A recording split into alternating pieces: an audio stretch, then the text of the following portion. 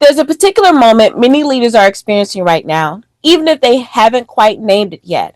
You have the data, you have capable people, you reviewed the options, and still something feels unresolved. Not because the answers are missing, but because deciding feels heavier than it used to. If decision making has started to feel more strained, not slower, not careless, but harder to land, you're not imagining it. That tension is real, and it's not a capability issue. The most common explanation leaders reach for sounds reasonable. We need better information, or we need clearer recommendations, or we just need more alignment. So the responses becomes familiar. More dashboards, more analysis, more expert input, and more meetings to get everyone on the same page. But here's the quiet contradiction.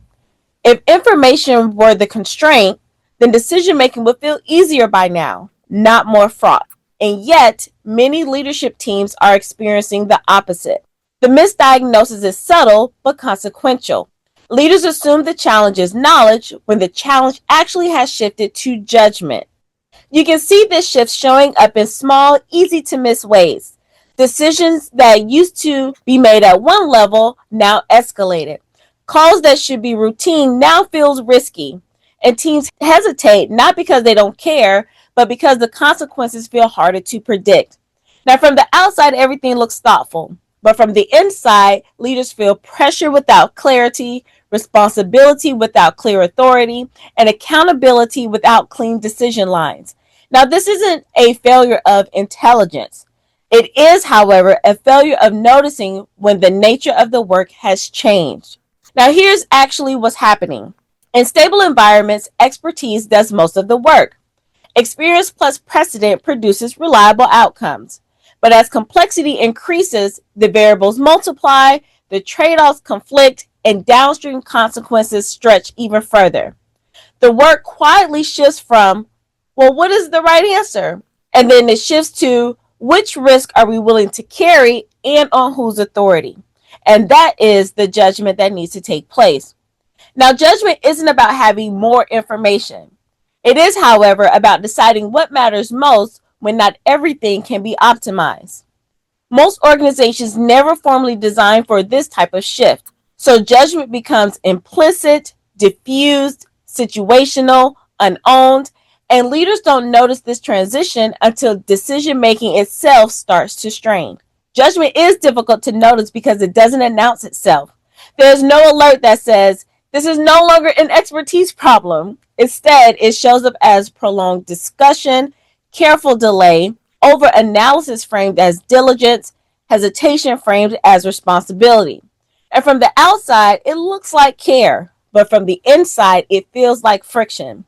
Because leaders are trained to value competence and expertise, they often keep reaching for more of what used to work. But that's not a flaw in itself.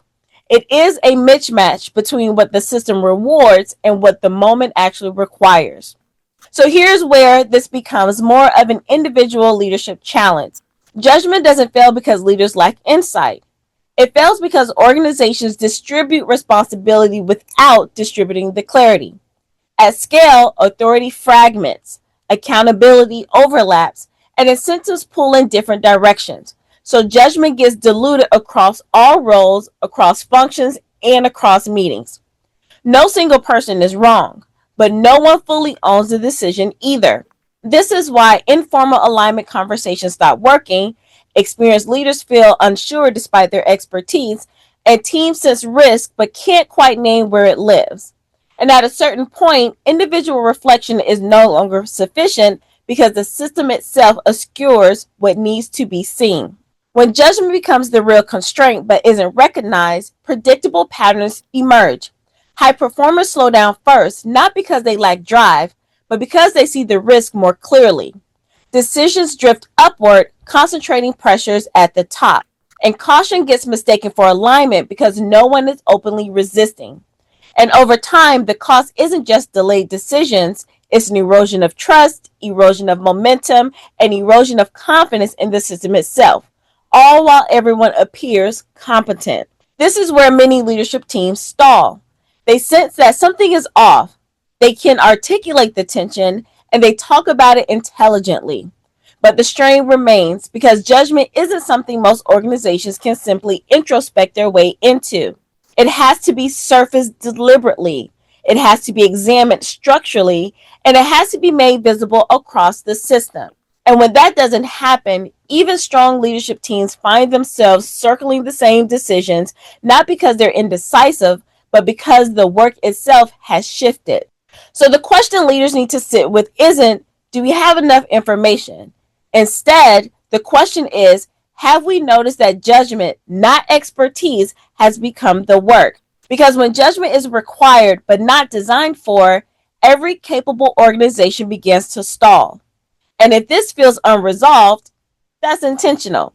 The work here isn't action just yet. It is, however, a diagnosis.